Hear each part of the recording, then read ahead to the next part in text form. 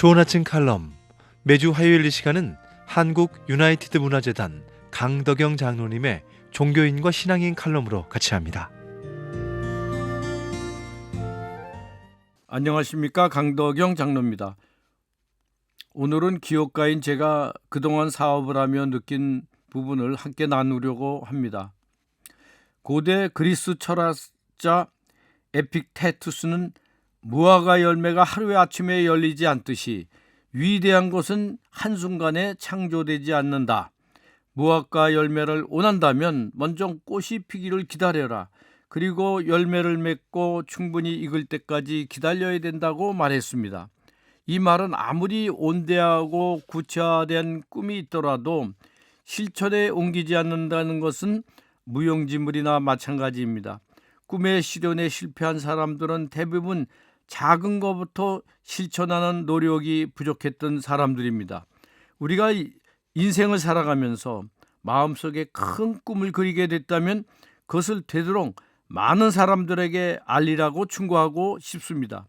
왜냐하면 우리가 다른 사람에게 우리의 꿈을 이야기하면 우리에게는 꿈을 반드시 이루어야 한다는 일종의 책임감이 생겨나기 때문입니다. 이 책임감은 어렵고 힘든 여건 속에서도 꿈을 포기할 수 없게끔 끝까지 이것을 이룰 수 있는 에너지를 제공하기 때문입니다. 그런데 우리가 이 꿈을 마음속에만 담아둔다면 그 꿈은 언젠가는 꼬리표를 달고 있는 막연한 것으로 끝나버리는 경우를 자주 봅니다.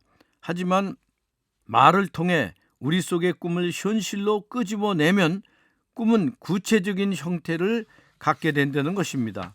꿈이 구체화되면 주변에서 가치 있는 충고를 아끼지 않을 조력자를 만날 수도 있고 동시에 도전 욕구를 불러일으키는 경쟁자도 만날 수가 있습니다. 이 경쟁자로 인해 우리의 꿈은 더욱 큰 가치를 갖게 되고 온갖 역경을 물리치고 도전해서 반드시 이루어내야 될 이유를 얻게 되는 것입니다. 이처럼 우리의 꿈은 하루아침 단시간에 이루어지는 것을 거의 없습니다. 꿈의 실현은 구체적인 작은 실천에서 시작이 됩니다. 하루에 한 가지씩 실천한다면 점점 가속도가 붙고 결국은 이것들이 더해져 성공으로 나타나게 됩니다. 인간은 습관의 동물입니다.